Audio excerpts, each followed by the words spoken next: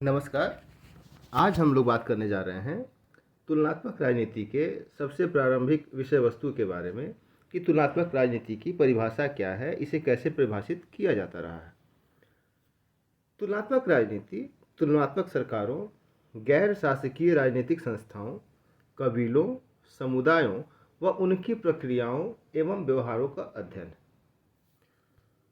तुलनात्मक राजनीति को परिभाषित करते हुए ब्रायबंती लिखते हैं, तुलनात्मक राजनीति सामाजिक व्यवस्था में उन तत्वों की पहचान और व्याख्या है जो राजनीतिक कार्यों तथा उनके संस्थागत प्रकाशन को प्रभावित करते हैं।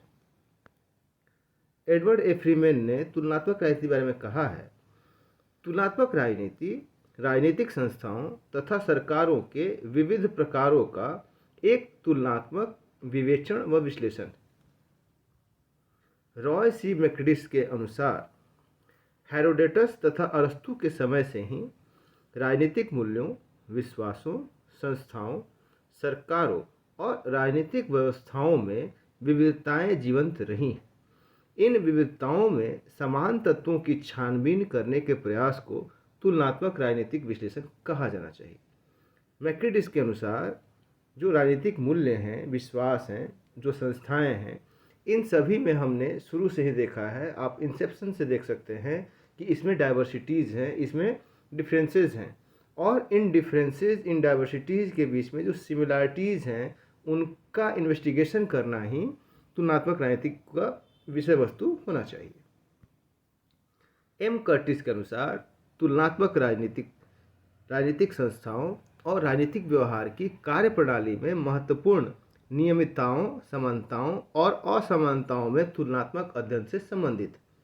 अगर हम कर्टिस की परिभाषा देखें तो आप इसमें देख सकते हैं कि यह कहते हैं कि जो कार्यप्रणाली है, जो व्यवस्था है और जो व्यवहार है, उनमें नियमितताएं कौन कौन सी हैं, समानताएं कौन कौन सी हैं और असमानताएं कौन सी हैं, उनका ही तुलनात्मक अध्ययन करना तुलनात्मक राजनीति है।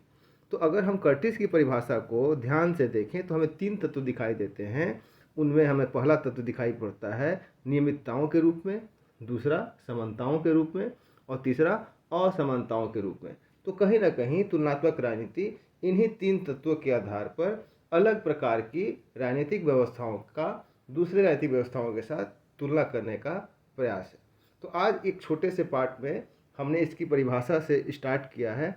अगले खंड में हम इसकी विषय वस्तु, इसका विषय क्षेत्र, इसकी प्रकृति के ऊपर भी